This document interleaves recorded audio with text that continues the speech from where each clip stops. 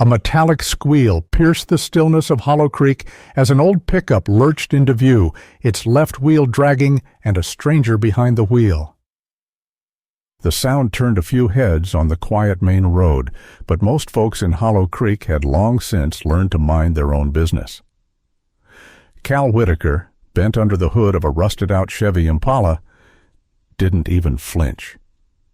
The squeal hit a note he knew by heart, a dry, bearing kind of wail, not the kind that needed calling 911, just the kind that said, "Someone forgot to grease the pivot plate." He wiped his hands on a red rag, glanced at the sun stretching low across the pine hills, and took a slow breath that carried more habit than need. The AM radio buzzed in the corner of the garage, playing some crackling talk show about diesel prices and hunting permits. It had been on since breakfast. That morning, he'd eaten his usual TV dinner, turkey and mashed potatoes from a section tray, heated in the same toaster oven he'd been using since '99. He'd sat on the stool beside the workbench, eating in silence while the radio filled the garage like a ghost too old to exercise. When the pickup coughed to a stop at the edge of the driveway, he looked up and saw her. The woman behind the wheel moved with precision, her body shifting ever so slightly as she turned off the ignition and pushed the door open. She was younger than he expected, probably mid-30s, with auburn hair pulled into a no-nonsense knot. As she stepped down, a metallic click echoed faintly, not from the truck this time, but from her left leg. Cal's eyes followed the motion instinctively, mechanic's habit, and caught the subtle hesitation in her step. The left leg, or what remained of it, was attached to a prosthetic that squeaked every third step. She didn't limp, not really, just moved like someone who knew how to adjust for friction. He met her at the hood, already brushing his hands on his jeans. "Afternoon," he said. She gave a nod. "Something's dragging. Front end's been pulling left for 2 exits now." Cal walked slowly to the front, eyes scanning. "I heard it. Could be lower control arm. I'll take a look." He squatted by the wheel, the knees of his jumpsuit creaking like old floorboards. As he checked the axle, he let the silence stretch just long enough to notice the wear on the truck tires and the mismatched paint job on the rear fender. Work truck. No dealership stickers. "You get that leg serviced around here?" he asked gently, not looking up. There was a pause, then a measured voice. "No, closest clinic's in Cheyenne, and I don't go unless it stops working." He nodded, still crouched. "Squeak like that's not fatal, but it'll wear down your gait over time." When he stood, her eyes were wary, not angry, just used to bracing. "Mechanic and prosthetics?" she asked. "Once upon a time," he said, "before I learned cars don't argue back." That earned a corner smile. She reached into her coat and pulled out a small leather notebook, flipped to a dog-eared page with maintenance notes. "Cal Whitaker, right? Carter's Garage?" "That's me." "I'm Marla Jennings." She extended her hand. He took it. Her grip was steady, no nonsense. She smelled faintly of pine cleaner and road dust. "Bring it in tomorrow," he said, nodding toward the shop. "I'll lift it, see what it says." She hesitated a beat, then nodded. "That'd be great. Thanks, Cal." The words were soft, nearly lost under the wind curling through the pines. She turned back toward the truck, climbed in with practiced movement, and drove off slow, tires crunching gravel with a rhythm more sure than smooth. When she was gone, Cal stood in place for a long moment, the afternoon light washing gold over the concrete. His hand found the chipped mug on the bench, white with faded red lettering. Carter's Garage. Est, 1973. The coffee inside had gone lukewarm, but he drank it anyway, letting the ceramic warm his fingers. He turned the radio dial low and stepped into the back office. On the shelf above the desk sat a wooden box, scratched and stained, its lid marked faintly in black marker. E. Whitaker, Designs. He hadn't touched it in years, maybe decades. He sat down, exhaled slowly, and slid the box toward him. Outside, the street had grown quiet again. The wind stirred brittle leaves across the pavement like forgotten letters. Somewhere across the road, Joanne Baker rocked on her porch swing, knitting half-heartedly and squinting at the spot where Marla's truck had parked. Inside the garage, Cal opened the lid of the box, revealing a mess of yellowed blueprints, folded graph paper, and a metal caliper dulled by time. He pulled one sheet free. A sketch of a knee-joint design, delicate and rough-edged, drawn in pencil, annotated in a younger version of his own handwriting. The line work was faint, but the structure was solid. His thumb traced the curve of the socket brace. The design hadn't been finished. It had lived in this box longer than any car had stayed in his shop. He could hear his father's voice in memory. "Start with the hinge. Always the hinge." A car passed slowly on the road outside. He didn't look up. Joanne's voice drifted from her porch, barely above the rustle of wind. "Doesn't look local," she muttered. The garage smelled like motor oil and paper, because for the first time in years, Cal was sketching again. His pencil moved slowly, its dull tip dragging across yellowed graph paper, retracing the lines of a design he hadn't looked at in decades. Gus, the garage cat, lay curled in a tight ball near the space heater, his tail twitching whenever Cal shifted in his chair.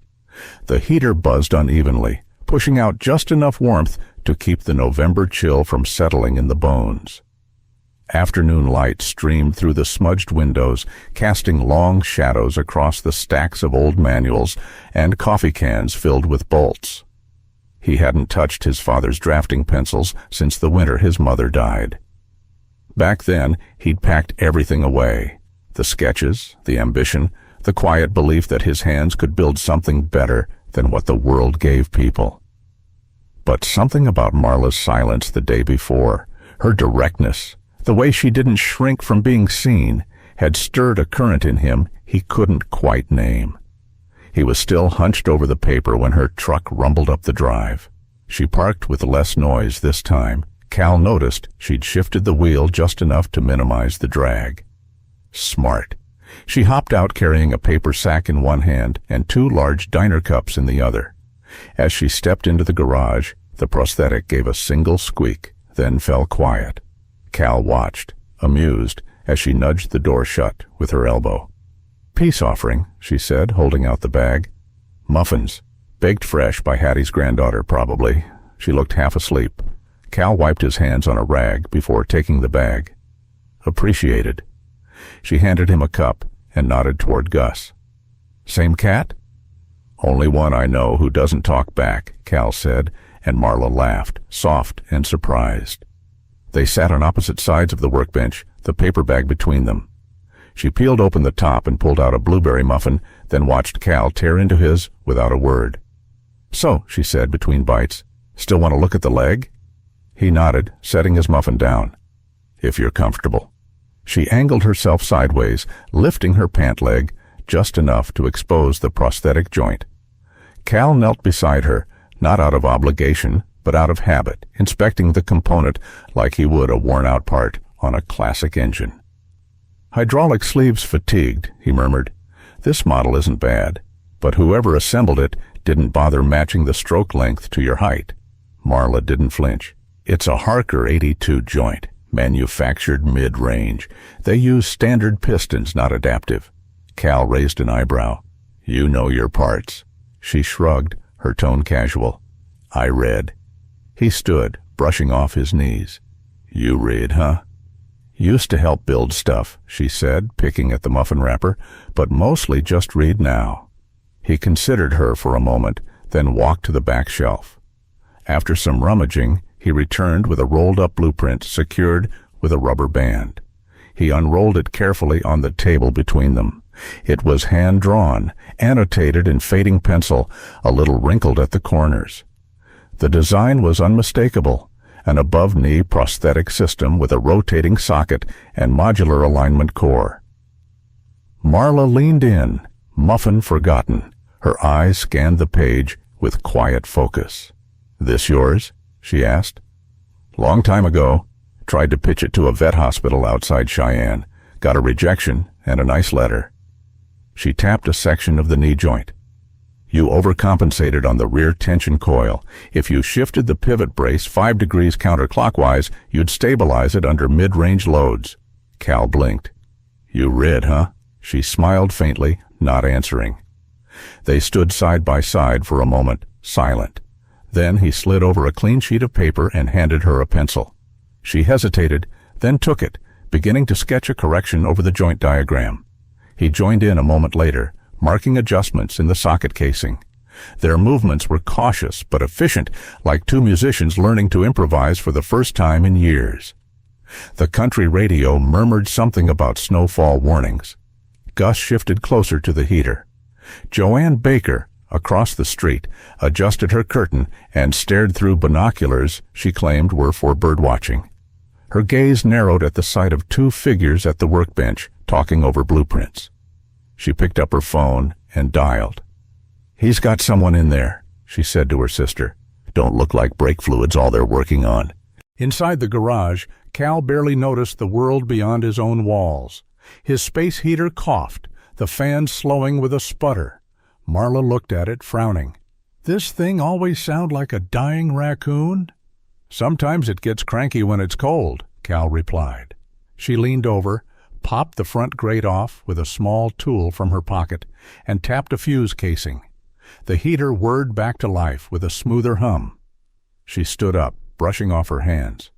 "You're welcome," she said. Cal chuckled. "Remind me to hire you." "You can't afford me," she said, tossing her empty cup into the trash. They went back to sketching. The sun had begun to slip behind the pine ridge, throwing golden light across the table. Gus snored softly on a folded towel. Cal didn't ask more questions. Marla didn't offer more answers. But in the quiet, something passed between them, a shared recognition, not of similarity, but of something aligned. She packed up as the shadows grew longer. At the door, she paused beside the cat, crouched just low enough to meet his drowsy eyes. "I had a cat once," she said. Didn't trust anyone either.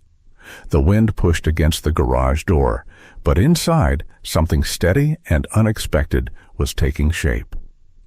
The heater ticked unevenly in the corner, radiating just enough warmth to keep the chill from creeping into Cal's fingers.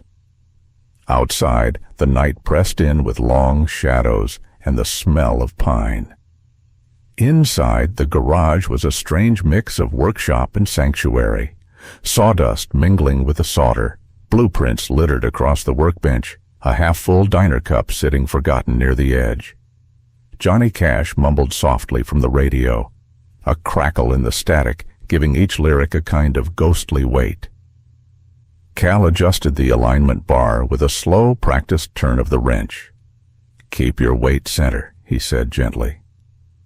Marla stood between two parallel bars fashioned from salvaged tire racks, her right hand gripping one lightly, the left hanging loose at her side. The prototype hugged her leg like it belonged there, the brushed aluminum knee joint clicking softly in time with her steps. Her first stride was uneven, the second smoother. By the third, her shoulders had dropped just a little, not relaxed, but less braced. "I told you," Cal said, watching her gait. "Machines lie if you let 'em, but if you listen long enough, they tell you where it hurts." She smiled, still focused on the bars ahead. "Guess I just needed someone who speaks machine." He watched her step again, this time letting her weight settle fully on the prosthetic. The joint held, the support bars didn't rattle. Her balance shifted with the grace of someone who'd forgotten she could move like that. When she reached the end of the bars, she paused and turned slowly, looking at Cal. He hesitated, then asked it again. "Marla, what did you used to build?" She looked away, then down at her hands. "Medical devices, diagnostics, mobility systems. You engineered them?" "I co-founded a company. We were doing well. Got noticed. Then we got sued." He didn't say anything. The heater groaned again in the corner. Gus stirred on the bench, lifted his head slightly, then laid it back down on a pile of blueprint scraps. "I signed papers I didn't read closely," she continued. "They used my designs, then pushed me out. I didn't have the money to fight." Cal's jaw tensed. He wiped his hands on a towel, said nothing. Marla walked back to the center of the bars, looked around the garage, then reached into her coat. She pulled out a small camera, the kind you'd find in any electronics aisle. No fancy brand, no built-in ring light. "You mind?" she asked. He shook his head. She set the camera on a stacked pair of milk crates, adjusted the angle, then stared at the blinking red light for a long moment. Her hand hovered over the record button. She exhaled. "It's not about me," she whispered, and pressed it. The red light steadied. Marla stepped back into frame, took a breath, and started walking. The squeak was gone. The alignment held. The camera made no sound, but the radio behind them hummed a quiet harmony as she moved forward, each step more sure than the last.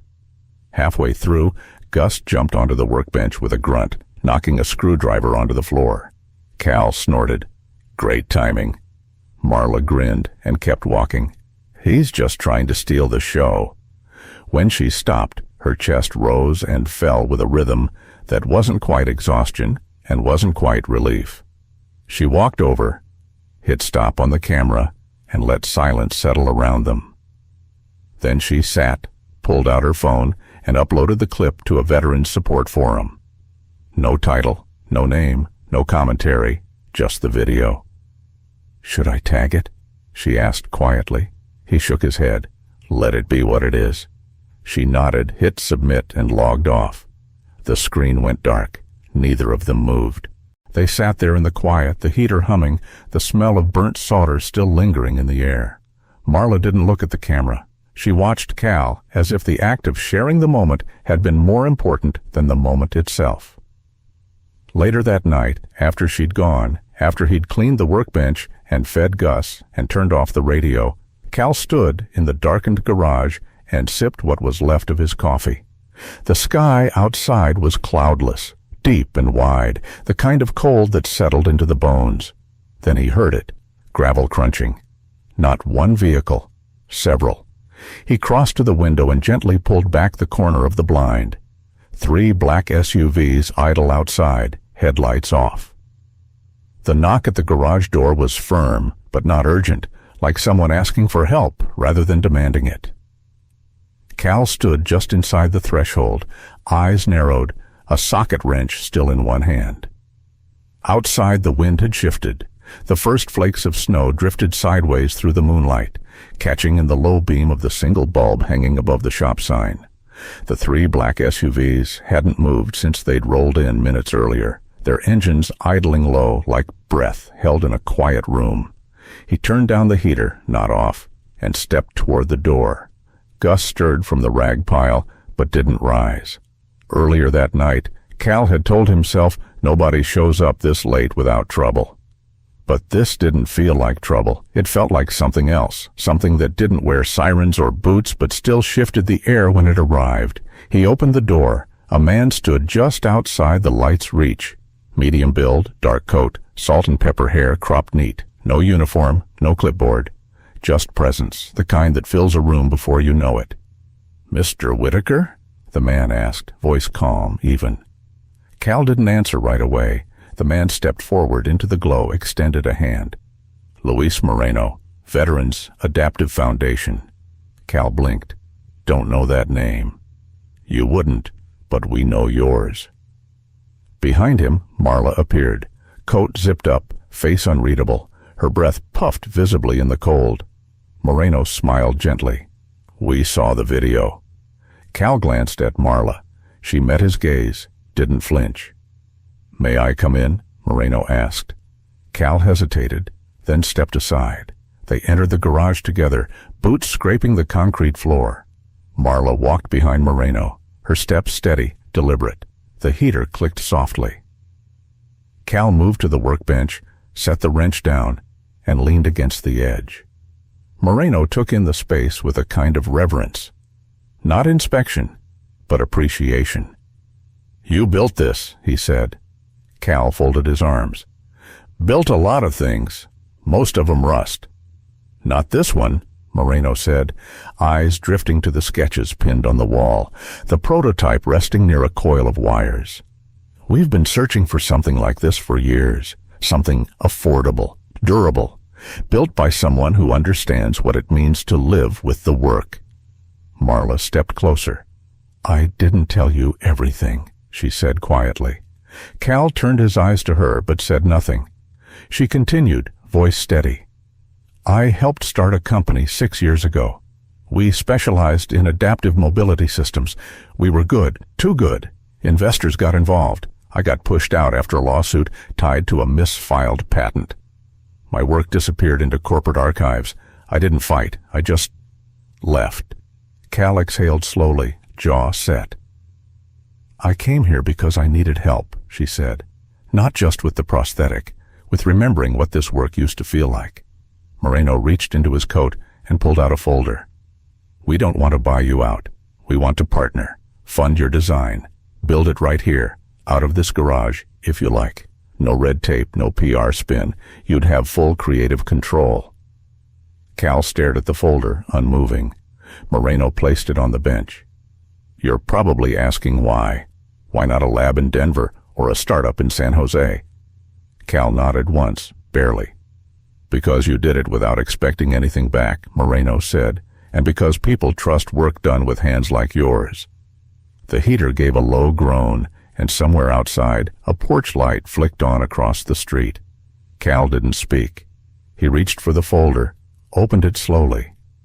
Inside were printed specs, proposed timelines, even funding estimates. But between the pages, tucked into the center, was a handwritten note. He unfolded it. He reminded me what building really means. The ink was dark, the strokes familiar. He looked up, but Marla had already stepped away, her back to him, eyes on the floor. Moreno offered one last nod. We'll leave you to it. Our number's inside. The SUVs pulled away as quietly as they'd arrived. The snow had started to fall in earnest now, settling on the lot in fine white dust. Cal stood alone in the garage, the folder open, the heater ticking. Gus watching from the bench with heavy-lidded eyes. At dawn, the town stirred slowly. The snow hadn't stuck, but the air carried that hushed stillness only winter brings. Cal hadn't slept. The coffee in the thermos on the bench had gone cold, but he drank it anyway. A soft knock came at the front of the garage, lighter this time.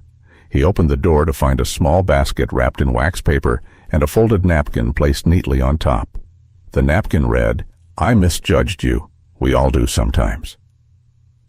The morning sun turned the frost on the garage windows into lace, but Cal couldn't bring himself to open the folder again. It sat where he'd left it the night before, square in the center of the workbench, its corners curling slightly from the cold. The garage was still. Gus hadn't moved from his spot near the heater, and the only sound was the soft hum of the radio, turned down low, some fiddle tune barely rising above the static. Cal stood with a mug of black coffee in one hand, the other resting on the bench beside the folder. The paper felt heavier than it should. Inside were blueprints, funding outlines, engineering specs, and the kind of change he'd stopped dreaming about years ago. He remembered telling Marla days ago now. Fixing's easy, believing it matters. That's the hard part. And here he was, staring at belief on company letterhead. He set the mug down and crossed to the shelf above the pegboard wall. Tucked behind a set of rusted sockets was an old graph pad, its blue cover creased, one corner darkened by a spilled cup of coffee that had dried before he'd noticed. He flipped it open, pages dry and stiff, the graphite line still clear in the light. Halfway through, near a sketch of a rotary brace his father never finished, was a quote scrawled in rough, familiar handwriting. Build with what you have and who you are. He read it twice. Then he closed the pad, slid it into his coat pocket, and walked out. Joanne Baker was on her porch, as usual, wrapped in a wool cardigan and rocking slowly on the old swing. She looked up as Cal crossed the road, and for a moment they just regarded one another without words. He raised his thermos in quiet greeting. Cold morning, she said, not unkindly. Frost stuck early, Cal replied. She reached behind her and brought out a small crocheted coaster, soft green and frayed at the edges. She extended it without ceremony. Your mother made this, she said. Kept it. Thought maybe you'd want it back. Cal took it slowly, folding it once before slipping it into his coat. "Thanks." "You're welcome," she said, then after a pause added, "You look like your father when you're thinking too hard." Cal didn't answer, just nodded once and turned to go.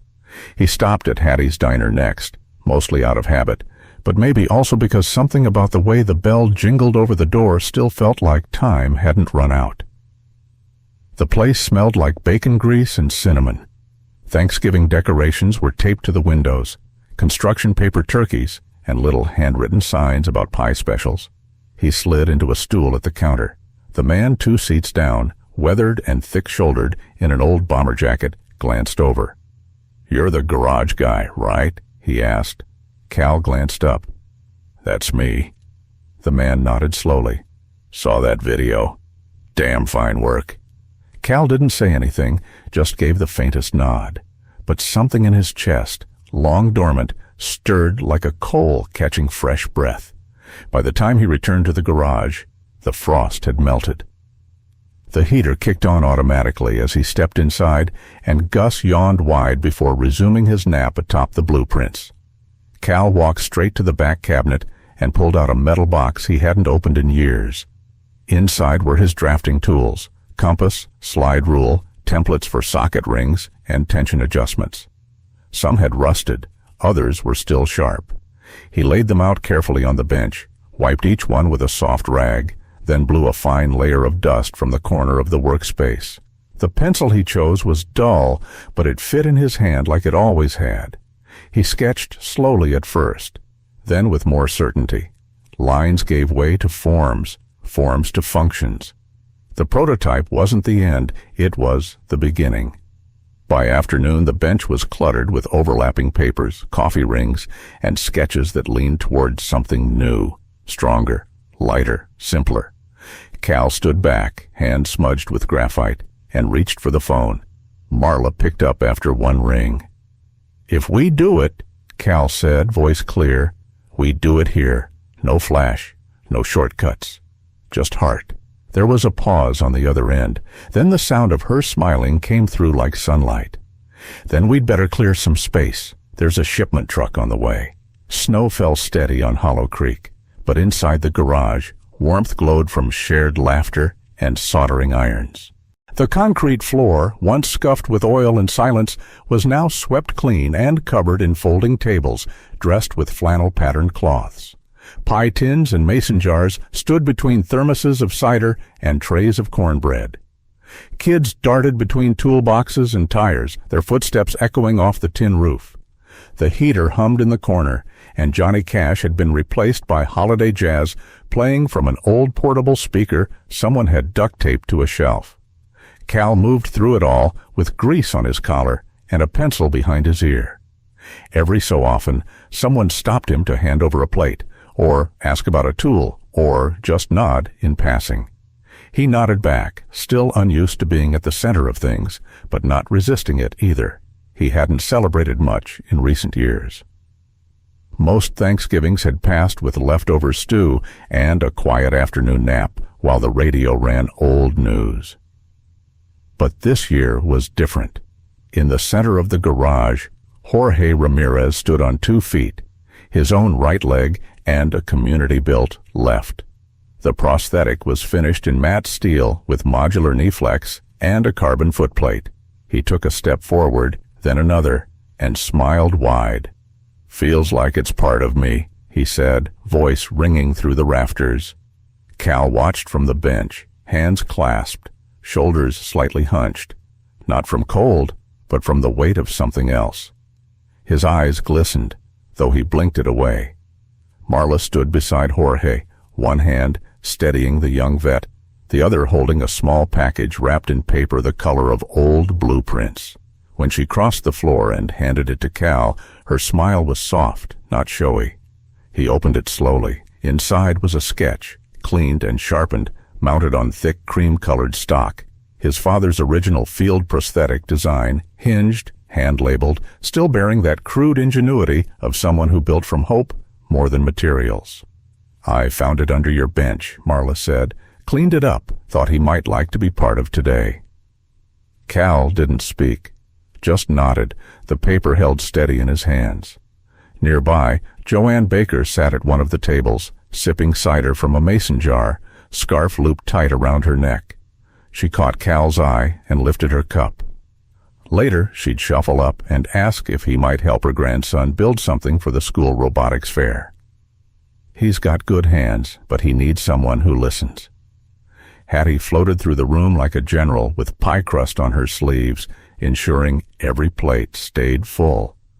Marla moved with quieter energy, checking in on Jorge, helping a boy untangle an extension cord, giving Gus a scratch behind the ear where he'd curled up atop a spread of blueprints like a furry paperweight. Twilight crept into the corners of the shop, but no one hurried to leave. Cal stood by the door, hands in his pockets, watching the room. The prototype had worked. Jorge had walked. The town had come. But it was more than that now. This wasn't just about a leg or a workshop. Marla came to stand beside him. "We didn't just fix a leg today," she said, her voice just above a whisper. "We built something that can walk on its own." He looked around, at the tables, the laughter, the framed sketch leaning against the wall, at Joanne talking to Jorge's sister, at the kids tracing their initials in the fog on the windows. "Let's see how far it'll go," he said. On that quiet Thanksgiving afternoon, warmth didn't just come from the heater or the pie. It came from the steady hum of a garage reborn and the sound of people coming together. In a place once filled with silence and spare parts, dignity found its footing again through trust, patience, and the kind of kindness that asks for nothing in return. Sometimes the most extraordinary changes begin with something as simple as listening to a squeak or believing someone deserves more than what they've been handed, like a hand-built hinge supporting a second chance. Goodness, when given freely, has a way of circling back home. If this story settled somewhere in your chest, maybe it's worth wondering. Who around you just needs someone to see them without judgment, even once?